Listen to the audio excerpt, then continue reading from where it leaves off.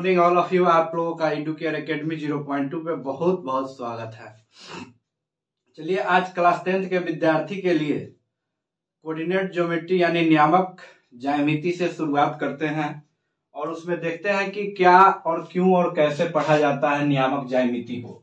तो सबसे पहले हम कुछ बिंदु लिख रखे हैं जो आप लोगों को शुरुआत में जानना जरूरी है कि इसके बिना कुछ हो ही नहीं सकता है। तो वैसे बिंदु के चर्चा करेंगे, आप लोग बने रहिएगा और अच्छा लगे तो लाइक शेयर सब्सक्राइब जरूर कीजिएगा एडुकेयर एकेडमी 0.2 को। नियामक ज्यामिति क्यों पढ़े, यानी नियामक का मतलब क्या होता है, कोऑर्डिनेट का मतलब क्या होता है। कोऑर्डिनेट का सबसे पहले मतलब होता है जोड़ना। जैसे कोई भी आप आम बोलचाल के भाषाओं में एक वर्ड का प्रयोग किए होंगे, कोऑर्डिनेट यानी कोऑर्डिनेट, दो अलग अलग बिंदुओं को आपस में जोड़ना या दो आदमी को जोड़ना, कोऑर्डिनेट करना। तो इस बिंदु को ही हम लोग कोऑर्डिनेट कहते हैं। यानी कि जब आप दो अलग अलग वस्तुओं को एक साथ जोड़ देंगे तो उसको कोऑर्डिनेट बोलते हैं, और दो पॉइंट को, जब दो बिंदु को आप जोड़ेंगे तो उसको क्या बोलेंगे, कोऑर्डिनेट। अब यहाँ पे देखते हैं कि कोऑर्डिनेट पढ़ने से पहले कोऑर्डिनेट में क्या क्या जानना जरूरी है, यानी अक्ष के बारे में, एब्सिसा के बारे में जानना आप लोगों को बहुत जरूरी है। सबसे पहले हम देखेंगे कि अक्ष क्या होता है। तो यहाँ पे इस अक्ष को देखने से पहले यह बात जानना है कि इसमें एक वर्टिकल और एक हॉरिजॉन्टल लाइन होता है। एक वर्टिकल और एक हॉरिजॉन्टल, यानी कि एक उदग्र रेखा होता है, एक क्षैतिज रेखा होता है, ध्यान दीजिएगा। और इस पे जहां इसका कटान बिंदु होता है इसको ओरिजिन बिंदु बोलते हैं। ओरिजिन यानी कि मूल बिंदु इसको बोलेंगे, हिंदी में क्या बोलेंगे, मूल बिंदु। हिंदी में इसे मूल बिंदु बोलते हैं। यानी कि दो रेखाएं जब आपस में किसी एक पॉइंट पे, किसी एक बिंदु पे जब आपस में कटेगा तो उसको हम लोग ओरिजिन बिंदु बोलते हैं। और इस रेखा को हम लोग बोलते हैं एक्स अक्ष, एक्स अक्ष बोलते हैं, यानी कि एब्सिसा बोलते हैं, एब्सिसा बोलते हैं। और इसे हम लोग बोलते हैं वाई अक्ष, वाई अक्ष। अब बात रहा कि एक्स जो इस ओरिजिन से लेफ्ट साइड में आया है इसको हम लोग डिनोट करते हैं एक्स डैश, और यहाँ पे जो नीचे के तरफ लाइन आया है इसको डिनोट करते हैं वाई डैश से। अब बात रहा कि किसी भी ग्राफ में, यानी कि ग्राफ में कोऑर्डिनेट ज्योमेट्री को हम लोग पढ़ते हैं, तो यहाँ इसका कहने का मतलब ही है कि दो बिंदुओं को आपस में मिला दे। मान लीजिए कि 1 2 3 4 5 यहाँ पे कोई रेखा है, बिंदु है 1 2 3 4 5। अब यहां से इसका नाम देंगे 1 2 3 4, 1 2 3 4 और 1 5, कोई बात नहीं। अब जैसे आप कोऑर्डिनेट ज्योमेट्री की शुरुआत करेंगे, यानी कि दो बिंदुओं को मिलाकर पढ़ना जब शुरुआत करेंगे, तो यहाँ पे कोई एक बिंदु होगा जहां पे लिखा हुआ होगा 4 और 4, मान लीजिए 4 और 4 लिखा दिया। अब इसमें से यह बात जानना जरूरी है कि x का वैल्यू कौन है और y का वैल्यू कौन है। तो जो पहले वाला होगा वही x का वैल्यू होगा, जो बाद वाला होगा वह y का वैल्यू होगा। तो आप इस वैल्यू को जानेंगे तो यहां से मेरे कहने का अर्थ यही है कि एब्सिसा और ऑर्डिनेट के बीच के संबंध को आप पहले बताएं, एब्सिसा और ऑर्डिनेट के बीच के संबंध को बताएं। तो यहाँ पे आपका शुरुआत बिंदु कहाँ है, शुरुआत जो x से आप चले हैं y के तरफ और यहाँ y से चले हैं आप x के तरफ, तो यह कुछ डिस्टेंस कवर किया है, यह कुछ दूरी कवर किया है। इसी दूरी को तो निकालना है कोऑर्डिनेट ज्योमेट्री में। क्या करना है, अब यहां से आप देख रहे होंगे कि यह बिंदु तक कुछ डिस्टेंस, अब यहाँ इसका नाम दे दीजिए a b और इसका नाम दे दीजिए c। तो मेरे प्यारे मित्र आप लोग देखेंगे कि a से b तक कुछ डिस्टेंस कवर हुआ और b से c तक कुछ डिस्टेंस कवर हुआ, और इसी डिस्टेंस को निकालने के लिए कोऑर्डिनेट ज्योमेट्री में एक फॉर्मूला है जिसका नाम है, क्या नाम है, डिस्टेंस फॉर्मूला। तो सबसे पहले हम लोग इस बात को जानेंगे कि डिस्टेंस फॉर्मूला क्या होता है। डिस्टेंस फॉर्मूला यानी कि दूरी सूत्र, इसका नाम होता है हिंदी में दूरी निकालने का फॉर्मूला। अब जैसे कि आपने देख लिया यहाँ पे कुछ बिंदु है और यहाँ पे कुछ बिंदु है, तो इसका नाम अगर मान लीजिए 4 के जगह पे आप यहाँ पे पहले एक्स वाई मानेंगे, अगर यहाँ मान लीजिए x1 y1, यहाँ पे मान लीजिए आप x2 y2, कॉमा बीच में लगाना नहीं छोड़ेंगे। अगर यह x1 और y1 एक बिंदु है और दूसरा बिंदु क्या है x2 और y2 है, दूसरा बिंदु क्या है x2 और y2 है, तो इसके मान लीजिए कि इसका पूरा का डिस्टेंस आपको निकालना है। तो दो बिंदु आपके पास में दिया हुआ है और दोनों बिंदु के बीच का क्या करना है, डिस्टेंस निकालना है। तो यह कोई कठिन काम नहीं होता है, सिर्फ विद्यार्थी ध्यान से पढ़ेंगे तो यह फॉर्मूला आपको याद हो जाएगा। डिस्टेंस फॉर्मूला में होता है x2 माइनस x1 और यहाँ पे प्लस होता है, इसका स्क्वायर होता है, और दूसरा टर्म में होता है y2 माइनस y1 का होल स्क्वायर। अब आपने होल स्क्वायर कोई आपके लिए क्लास 10th के बच्चों के लिए तो नई बात है नहीं, क्योंकि आपने क्लास 6, 7, 8 में तक 9 तक पढ़ते हुए आए हैं और 10th में भी अलजेब्रा वाला फंक्शन में पढ़ते हैं a प्लस बी के whole square, a minus B के होल स्क्वायर। तो a माइनस बी के whole square, a minus B के होल स्क्वायर देना कोई नई बात थोड़े है। अब यहाँ बात रहा कि इस फॉर्मूला को कैसे दिमाग में बैठा के रखे कि किसी भी डिस्टेंस फॉर्मूला में, जैसे कि यह लाइन है a और b, यह लाइन हो गया और इसका बिंदु है x1 y1, इसका बिंदु है x2 और y2। अब यहां हम लोग कैसे अपने ब्रेन में इस डिस्टेंस फॉर्मूला को बैठा के रखें। अगर आपको इस तरह x1 y1 x2 y2 नहीं याद रह रहा है तो ध्यान दीजिएगा मेरे मित्र, 21 तो याद रहेगा ना, 21 तो याद रहेगा, कॉमा लगा दीजिए। अब ध्यान रखिएगा कि 21 में से 1 को घटाना है, 21 में से 1 को घटाना है।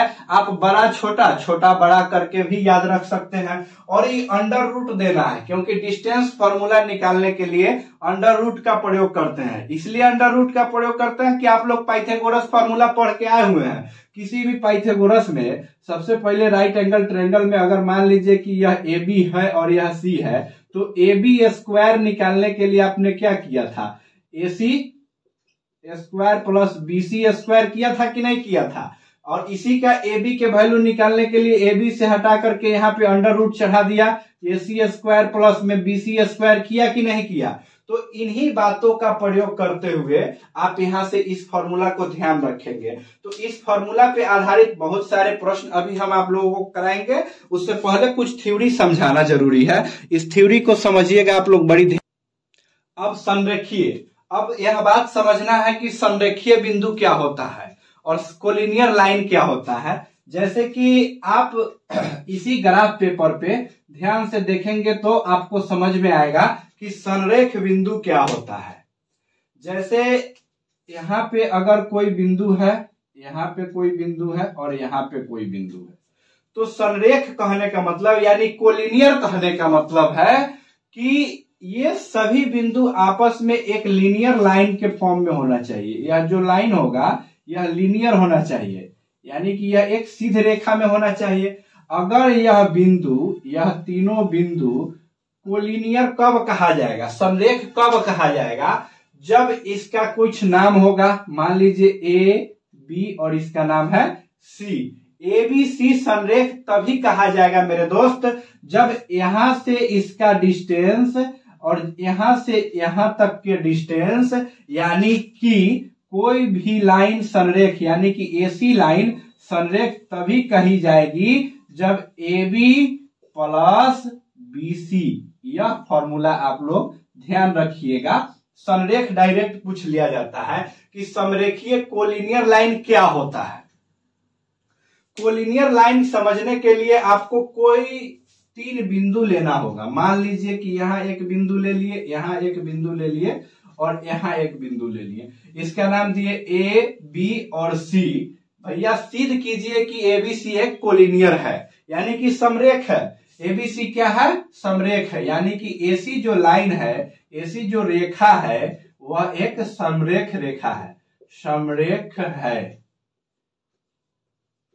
रेखा है, यानी कि कोलिनियर लाइन है।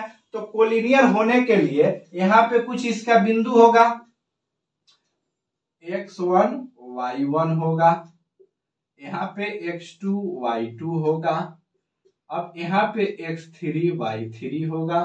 कोई भी पॉइंट हो सकता है, दुनिया का कोई भी नंबर यहाँ पे हो सकता है, चिंता करने की कोई बात नहीं है। अगर आपने इसका जो डिस्टेंस निकाला, इसका जो डिस्टेंस निकाला और यहां से इसका जो डिस्टेंस निकाला, वह ए और सी तक के डिस्टेंस के, ए और सी के डिस्टेंस के बराबर ए बी प्लस में बी सी अगर आ गया मेरे दोस्त, मेरे मित्र, तो यह रेखा क्या है? समरेख है। तो समरेख रेखा को प्रूव करने के लिए चलिए हम लोग कोई अपने से कोई वैल्यू पुट करते हैं और ध्यान से इसको लिखेंगे कि यह कैसे समरेख होगा कि नहीं होगा। इस बात को ध्यान से देखिएगा, क्योंकि हम अपने मन से आपको समझाने के लिए 3 बिंदु ले रहे हैं। कोई भी बिंदु लेंगे डिस्टेंस फॉर्मूला पे आधारित। यहाँ पे ए बिंदु है जिसका 1 और 2 है, यहाँ पे मान लिए कोई भी एक बिंदु है जिसका 2 और 3 है, और यहाँ पे कोई बिंदु है जिसका है 3 और 4। अब इसका भी नाम दे दीजिए बी और सी। अब यह कैसे प्रूव होगा कि एसी जो लाइन है मेरे मित्र, एसी जो लाइन है, एसी जो रेखा है वह समरेख है कि नहीं? एसी रेखा समरेख है कि नहीं, यानी कोलिनियर है कि नहीं है, इस बात की जानकारी होना चाहिए ना। आप पढ़े हैं तो आपको सटीक जानकारी होना चाहिए ना, ताकि आप एग्जाम में सही उत्तर दे करके आए। इसके लिए मेरे दोस्त डिस्टेंस फार्मूला के माध्यम से आप सबसे पहले ए बी का डिस्टेंस निकालेंगे। ए बी इक्वल टू क्या होगा? आपने फार्मूला क्या पढ़ा है? x2 minus x1। देखिएगा ध्यान से, अगर फार्मूला याद नहीं भी है, आप गहन कंसेप्ट से पढ़े हैं, तो x2 माइनस x1 करेंगे मेरे मित्र। तो x2 के जगह पे 2 है, यहाँ पे y है, इसका होल स्क्वायर प्लस। अब देखिएगा 3 माइनस 2 करेंगे हम, यहाँ पे क्या करेंगे? 3 माइनस 2 कर दिए, यानी कि 3 माइनस 2 का होल स्क्वायर ले लिए। अब यहाँ पे क्या हो जाएगा? 1 का स्क्वायर प्लस 1 का स्क्वायर, यानी कि √2 हो जाएगा। √2, ए बी का वैल्यू √2 आया। अब यहां से बीसी एक बार निकालना होगा। बीसी निकालने के लिए क्या करेंगे? अब इसी तरह x1 y1 का प्रयोग करेंगे कि नहीं करेंगे? 3 में से 1 को घटाएंगे, 3 में से 1 को घटाइए मेरे मित्र। 3 माइनस 1 का स्क्वायर प्लस अब 4 माइनस 3 का स्क्वायर करेंगे। अब यहाँ पे इसको रूट अंडर लेंगे, क्योंकि फॉर्मूला होता है डिस्टेंस फॉर्मूला रूट अंडर में होता है, विदाउट रूट अंडर कोई उपाय नहीं है। चला जी, अब 1 का स्क्वायर करेंगे प्लस 1 का स्क्वायर करेंगे, अंडर रूट में लेंगे इसको, तो ये भी √2 आ जाएगा। अब यहां तक तो √2 आया, यहां तक √2 आया, लेकिन अब कंडीशन कहा क्या कि समरेख है। तो समरेख का बिंदु मूल होता है कि AC बराबर होना चाहिए AB प्लस BC। तो AC निकालेंगे, तो AC के लिए भी तो 2 बिंदु दिया हुआ है, AC के लिए भी तो 2 पॉइंट है, तो डायरेक्ट हम पॉइंट से निकालेंगे, यानी कि 3 माइनस 1 करेंगे तो क्या होगा? 2 का स्क्वायर हो जाएगा। बोलिए 3 माइनस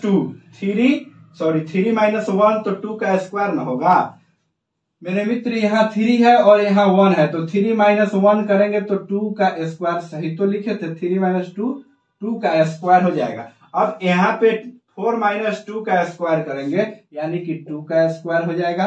तो देखिएगा 2 का स्क्वायर करेंगे आप तो क्या होगा? 4 होगा।